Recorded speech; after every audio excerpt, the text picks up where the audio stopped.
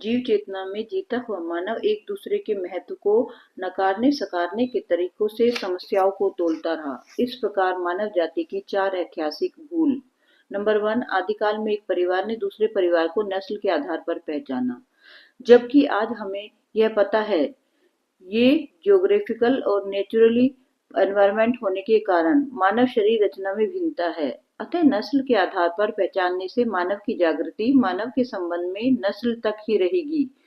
इस प्रकार लड़ाई के रूप में इसका रिजल्ट निकला, अर्थात एक परिवार दूसरे परिवार से नस्ल के आधार पर क्रूर जीव जंतु मानकर लड़ गया। फलस्वरूप नस्ल के आधार पर समुदाय चेतना अथवा अपना पराया वाली सीमाएं बनती गई। नंबर 2, भिन्न भिन्न रंगों के आधार पर एक दूसरे को मारकाट करने वाले मानकर झगड़ा कर लिया, जबकि रंग विविधता का आधार भी ज्योग्राफिकल एंड नेचुरली एनवायरनमेंट ही है। यह पहचानने में भूल हुई। फलस्वरूप परिवारों में अथवा समुदाय में विभिन्न रंगों और नस्लों की दीवारें पनपती आई।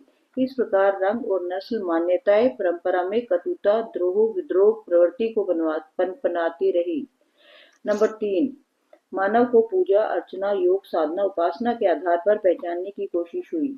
यह भी ऊपर की 2 भूलों जैसी ही है।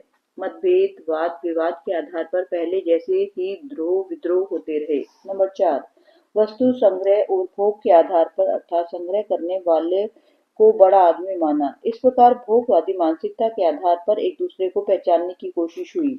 इसमें द्रोह विद्रोह के साथ शोषण भी प्रखरता से शामिल हो गया। युद्ध तो पहले ही होते आ रहे थे।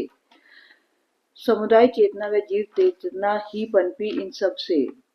अतः समुदाय चेतना का मार्ग दुख और पीड़ा की तरफ ही जाता है। समुदाय चेतना से मुक्त होने के लिए मानव चेतना ही एक विकल्प है। मानव चेतना का अध्ययन करने के लिए जॉइंट जिंदगी अध्ययन ग्रुप एक विकल्प के तौर पर है हमारे पास।